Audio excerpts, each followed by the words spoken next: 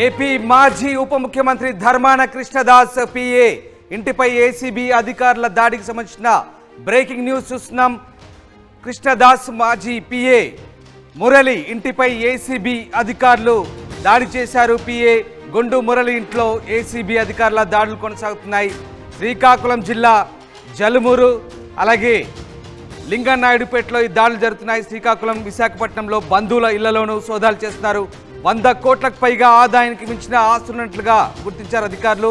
ఇక ఆదాయానికి మించి ఆస్తులు కలిగి ఉన్నారన్న పక్కా సమాచారంతో గుండు మురళి సారవకోట పిహెచ్సిలో ప్రస్తుతం ల్యాబ్ అసిస్టెంట్గా పనిచేస్తున్నాడు. ఈ నేపథ్యంలో ఆయనపై ఏసీబీ అధికారులు దాడి చేస్తున్నారు. మాజీ ఉప ముఖ్యమంత్రి ధర్మాన కృష్ణదాస్ పిఏగా పనిచేశాడు గుండు మురళి. ఆదాయానికి మించి ఆస్తులు కలిగి ఉన్నాడనే నేపథ్యంతో ఆయన ఇంటిపై బంధువుల ఇళ్లపై దాడి జరుగుతుంది. శ్రీకాకుళం విశాఖపట్నంలో ఏకకాలంలో ఈ దాడులు కొనసాగుతున్నాయి. 100 కోట్లకు పైగా ఆదాయానికి మించి ఆస్తులు కలిగి ఉన్నారన్న సమాచారంతో రైడ్ చేస్తున్నారు ఏసీబీ అధికారులు. ప్రస్తుతం ఆయన సారవకోట పిహెచ్సిలో అసిస్టెంట్గా పనిచేస్తున్నాడు. డిప్యూటేషన్పై మాజీ ఉప ముఖ్యమంత్రి ధర్మాన కృష్ణదాస్ దగ్గర ఆయన పిఏగా పనిచేస్తున్నారు. అయితే పిఏ గుండు మురళి ఆదాయానికి మించి ఆస్తులు కలిగి ఉన్నాడన్న పక్కా సమాచారంతోనే ఈ దాడులు జరుగుతున్నట్టుగా తెలుస్తుంది. మీరు చూస్తున్న దృశ్యాలు శ్రీకాకుళం విశాఖపట్నంలోని ఆయన ఇల్లు, ఆయన బంధువుల ఇళ్లలో ఏకకాలంలో దాడులు చేస్తున్నారు ఏసీబీ అధికారులు. గుండు మురళి సారవకోట పిహెచ్సిలో ల్యాబ్ అసిస్టెంట్గా పనిచేస్తున్నారు. రైట్, ఎస్, మీరు చూస్తున్న దృశ్యాలు మురళి మాజీ ఉప ముఖ్యమంత్రి మురళి కృష్ణదాస్ పిఏ మురళి ఇంట్లో జరుగుతున్నటువంటి ఏసీబీ దాడులకు సంబంధించిన దృశ్యాలవి. మురళి ఇంట్లో ప్రస్తుతం ఏసీబీ అధికారులు ఏకకాలంలో దాడులు చేస్తున్నారు. విశాఖ అలాగే శ్రీకాకుళం సంబంధించినటువంటి ఇళ్లలో ఆయన బంధువుల ఇళ్లలో జరుగుతున్నటువంటి ఏసీబీ అధికారుల తనిఖీలకు సంబంధించిన దృశ్యాలవి.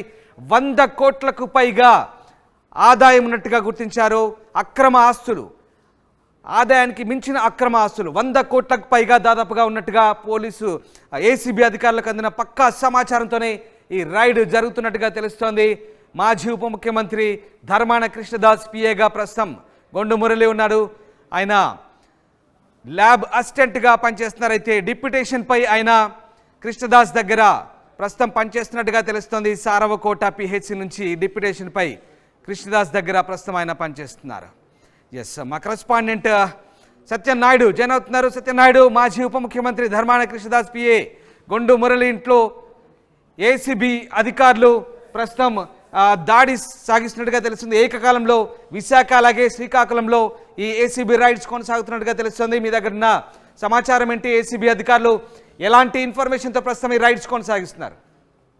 రామదాస్, మాజీ ఉప ముఖ్యమంత్రి ధర్మాన కృష్ణదాస్ వద్ద గత 3 ఏళ్లు పిఏగా వ్యవహరించిన గుండు మురళి మాత్రం ఆయన స్వగ్రామం ఏదైతే జల్మూరు మండలం సంబంధించిన ఆయన ఏదైతే సారవకోట పిహెచ్సిలో ఆఫ్టర్ ఒక చిన్న ల్యాబ్ టెక్నీషియన్గా పనిచేస్తున్న మురళిని మాత్రం డిప్యూటీ సీఎం దగ్గర పిఏగా నియమించడం జరిగింది. 3 ఏళ్ల పాటు ఆయన విధులు నిర్వహిస్తున్న క్రమంలో అక్రమ ఆస్తులు దండిగా కూడబెట్టారని వచ్చినటువంటి ఫిర్యాదు మేరకు ఈ రోజు తెల్లవారుజామున 3 గంటల నుండి 5 బృందాలు ఏసీబీ అధికారులు విడిపోయి జలుమూరు సారవకోటతో పాటు ఇటు కోటబొమ్మాలి, అదేవిధంగా శ్రీకాకుళం జిల్లాలో ఉన్న ఆయన సొంతిల్లు, అదేవిధంగా వైజాగ్లో వాళ్ళ బంధువులు ఏకకాలంలో 50 మంది అంటే 5 సిఐలు, ఒక డిఎస్పీ నేతృత్వంలో ఈ రైడ్లు జరుగుతున్నాయి. ఈ రైడ్లో మాత్రం ఇప్పటికే పెద్ద మొత్తంలో ఆయన పేరున చాలా ఇల్లున్నాయి, అది ఫ్లాట్లు ఉన్నాయి, అదేవిధంగా భూములు కొనుగోలు కూడా జరిగిన డాక్యుమెంట్ ఎవిడెన్స్ కూడా దొరికింది.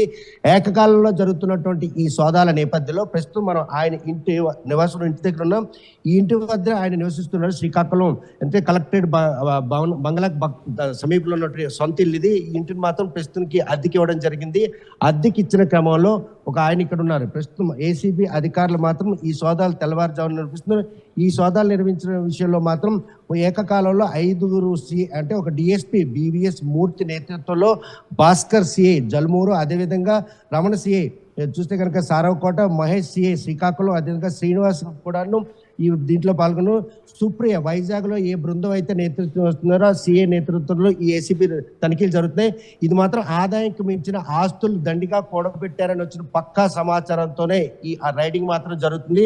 ప్రస్తుతం బంధువులు ఇళ్లతో పాటు మురళి ఎక్కడైతే విధులు నిర్వహిస్తున్నారో సారవకోట పిహెచ్సిలో కూడాను ఈ రైళ్లు కొనసాగుతున్నాయి. ఏదైతే ఆయన నివాసం ఉన్న దంత గ్రామంలో తనతో పాటు తన బంధువుల ఇళ్లలో అదే రక్త సంబంధికుల ఇళ్లలో కూడాను ఈ ఏసీబీ దాడులు కొనసాగుతున్నాయి. తెల్లవారుజాము నుండి జరుగుతున్నటువంటి ఈ దాడుల్లో మాత్రం ఇప్పటికే పెద్ద మొత్తంలో ఆదాయానికి మించిన ఆస్తులు ఉన్నట్టు వారి వద్ద నుండి నగదు రూపేనే కావచ్చు, బంగారు ఆభరణాల రూపేనే కావచ్చు, లేకపోతే ఏదైతే భవనాలకు సంబంధించిన డాక్యుమెంట్లు ఇవన్నీ కూడాను సేకరించినటువంటి ఏసీబీ అధికారులు ఇంకా దాడులు కొనసాగుతున్నాయి.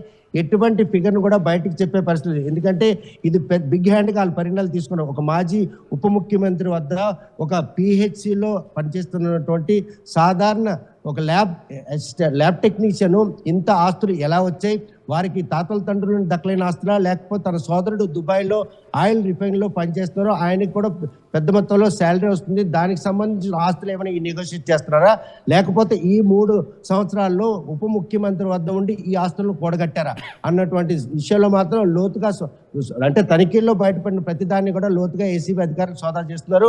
మొత్తం 5 బృందాలుగా తెల్లవారుజాము నుండి విశాఖపట్నం, శ్రీకాకుళంతో పాటు కోటబొమ్మల్లి, సారవకోట, అదేవిధంగా ఆయన సొంత గ్రామం దంత ఈ 5 చోట్ల కూడా ఏకకాలంలో జరుగుతున్నటువంటి ఈ సోదాల్లో మాత్రం దానిలో ఆస్తులకు సంబంధించిన డాక్యుమెంట్లతో పాటు ఆభరణాలు, వారికి సంబంధించినట్టు రక్త సంబంధికుల బంధువుల ఇళ్లలో కూడాను ఈరోజు సోదాలు కొనసాగుతున్నాయి. ఇప్పటి వరకు కూడాను బయటికి రాకపోయినా కూడా వాళ్ళది సంపన్నమైన కుటుంబం కాబట్టి వాళ్ళకున్నట్టు భూములు మాత్రం లెక్కలేనని ఉన్నాయి. అదేవిధంగా ఫ్లాట్ల రూపంలో కూడా చాలా ఇళ్లను కొనుగోలు చేశారన్నట్టు విషయం కూడాను బయటకు వచ్చింది. ఎందుకంటే వైజాగ్లో ఫ్లాట్లు ఉన్నాయి, శ్రీకాకుళంలో ప్రస్తుతం మనం ఉన్నటువంటి ఇల్లు 2 ఇళ్ళు అవి అద్దెకిచ్చున్నారు. ఇక్కడే మురళి పిఏగా ఉన్నప్పుడు కూడా ఉంటుండే, కాకపోతే గ్రామంలో ఉండడంతో పాటు పిహెచ్సి నుండి డిప్యూటీ నాయుడు అంటే ఆస్తులకు సంబంధించి ఇప్పటి వరకు ఎన్ని ఆస్తులు బయటపడ్డట్టుగా అధికారులు చెప్తున్నారు? ఏమైనా ఇన్ఫర్మేషన్ బయటికి లీక్ అయిందా? అలాగే ఒకవేళ పిఏ మురళి గతంలో డిప్యూటీ సీఎంగా పనిచేసిన కృష్ణదాస్కు సంబంధించి ఏదైనా బినామీగా ఉన్నట్టుగా ఏమైనా ఆరోపణలు ఏమైనా వస్తున్నాయా? దీనికి సంబంధించి అధికారులు ఏమైనా సమాచారం ఇస్తున్నారా? ఆదాయానికి మించిన ఆస్తులు మురళి కూడబెట్టారని వచ్చిన ఫిర్యాదులో మాత్రం మాజీ ఉప ముఖ్యమంత్రి ధర్మాన కృష్ణదాస్ కి ఈయన బినామీగా వ్యవహరించాడని ఆరోపణలు వెల్లువెత్తడంతోనే ఏసీబీ అధికారులు ఫిర్యాదు రావడం జరిగింది. ఆ ఫిర్యాదు రావడంతోనే ఏకకాలంగా 6 నెలల పాటు ఎక్సర్సైజ్ నిర్వహించిన తర్వాత ఈ రోజు తెల్లవారు 3 గంటల నుండే మొత్తం బంధువులతో పాటు ఆయనకు సంబంధించిన అన్ని వివరాలు సేకరించే 5 బృందాలు, ఒక్కొక్క బృందంలో 7 నుండి 10 మంది అంటే ఏసీబీ సిబ్బంది ఉన్నారు. ఒక సిఐ నేతృత్వంలో 5 సిఐల నేతృత్వంలో 5 బృందాలు, అదే ఒక డిఎస్పీ దీని అందరినీ లీడ్ చేస్తున్నారు. ఇటువంటి తరుణంలో పక్కా సమాచారంతోనే ఏసీబీ దాడులు కూడా కొనసాగుతున్నాయి. కేవలం రాష్ట్ర ఉప ముఖ్యమంత్రి పనిచేసిన పిఏగా కాకుండా ఒక ల్యాబ్ అసిస్టెంట్గా ఉన్నటువంటి టెక్నీషియన్గా ఉన్నటువంటి మురళికి ఇంత పెద్ద మొత్తంలో ఆస్తులు ఎలా వచ్చాయి, ఏమైనా తాత తండ్రుల నుండి దక్కలైనటువంటి ఆస్తుల, ఈ ఫ్లాట్ల కొనుగోలు విషయంలో ఇటీవల ఈ 3 సంవత్సరాల్లో కొనుగోలున్నటువంటి ఆ ఫ్లాట్ల అన్న విషయంలో కూడా ఇప్పటివరకు దర్యాప్తు కొనసాగుతుంది. అయితే ఇప్పటివరకు సేకరించిన లోతుగా పరిశోధన కానీ, ఎందుకంటే ఒక ఉప ముఖ్యమంత్రి దగ్గర పిఏగా పనిచేసినటువంటి మురళికి ఇన్ని ఆస్తులు ఎలా వచ్చాయి, వారికి 4 ఫాదర్స్ నుంచి దఖలైనటువంటి ఆస్తులు అవ్వచ్చు, లేకుంటే ఆయన సోదరుడు కూడాను ఉన్నత స్థాయి ఉద్యోగంలో ఉన్నాడు, దానికి సంబంధించిన ఆస్తులకి ఏమైనా ఈయన బినామీగా వ్యవహరిస్తున్నారు. 2 కోణాల్లో కూడా అంటే సోదాలు నిర్వహిస్తున్నారు. ఎందుకంటే ఈ తనిఖీల్లో బయటపడినటువంటి డాక్యుమెంటేషన్ కావచ్చు, ఈ ఆభరణాలు కావచ్చు, ఆస్తికి సంబంధించిన వివరాలు కాదు, వీటన్నిటి కూడా ఒక క్లారిటీ ఉంటుంది. ఏదైనా రిజిస్ట్రేషన్ జరిగినప్పుడు ఆ రిజిస్ట్రేషన్ డేట్ 2019 నుండి 22 వరకు ఆయన దగ్గర పిఏగా వ్యవహరించారు. ఏదైతే మంత్రివర్గం విస్తరణ తర్వాత ఉప ముఖ్యమంత్రి పదవి పోయి ధర్మాన ప్రసాద్ గారు రెవెన్యూ శాఖ మంత్రి ఇచ్చారు. ఈ నేపథ్యంలో ఆయనకు మాత్రం 3 ఏళ్ల పాటు ఆయన దగ్గర పనిచేసినప్పుడు ఇంత పెద్దలో కూడబెట్టారా లేదా డాక్యుమెంటెడ్ ఎవిడెన్స్ ఉంటుంది. ఆ ఎవిడెన్స్ విషయంలో మాత్రం అధికారులు తనిఖీలు నిర్వహిస్తున్నారు. ఏదైతే సోదాల్లో బయటపడినటువంటి మొత్తాన్ని కూడా స్వాధీనం చేసుకున్నారో మురళిని కూడా అదుపులో తీసుకొని విచారిస్తున్నారు. ఈ 5 చోట్ల నిర్వహిస్తున్నటువంటి దాడుల్లో మాత్రం పెద్ద మొత్తంలో ఆస్తికి సంబంధించిన డాక్యుమెంట్లతో పాటు ఆయన కొనుగోలు చేసినట్టు ఫ్లాట్లు కూడా బయటకు వచ్చినాయి. వీటికి సంబంధించిన ఏదైతే ఆస్తికి సంబంధించిన అంచనాలు రూపొందించడంలో మాత్రం ఏసీబీ అధికారులు నిమగ్నమై ఉన్నారు. ఏదైతే ఆదాయం మించిన ఆస్తులు కాబట్టి దీన్ని బయటికి చెప్పాలంటే పక్కా సాక్ష్యాధారాలతో చెప్పాలి. ఆ డాక్యుమెంట్ ఎవిడెన్స్ వెరిఫికేషన్ చేసిన తర్వాత దాన్ని వర్త్ ఎంత ఉంటుంది, ఒకవేళ భూములు కనుక కొనుగోలు చేస్తే వాటికి సంబంధించినటువంటి వర్తను కూడా క్రైటీరియా తీసుకుంటారు. అదేవిధంగా ఆస్తులకు సంబంధించినటువంటి వివరాలు కూడా క్రైటీరియా. ఈ ఇన్ని కోణాల్లో కూడా ఏసీబీ అధికారులు ఆచితూచి ముందుకెళ్లే పరిస్థితి. ఎందుకంటే ఒక రాష్ట్ర ఉప ముఖ్యమంత్రి వద్ద 3 ఏళ్లుగా పనిచేస్తున్నటువంటి ఒక ల్యాబ్ టెక్నీషియన్ ఇంత పెద్దంలో ఆదాయం మించిన ఆస్తులు ఎలా వచ్చాయన్నటువంటి ప్రశ్న ఉత్పన్నమైంది. ఆయన మీద ఫిర్యాదు రావడంతోనే ఏసీబీ అధికారులు మాత్రం ఈ దాడులు కొనసాగిస్తున్నారు. ఇప్పటివరకు ఇంకా దాడులు కొనసాగిస్తున్నారు. పట్టుబడినటువంటి ఆస్తుల వివరాలు మాత్రం అంచనాలు వేసేందుకు సిద్ధమవుతారు. రామదాస్.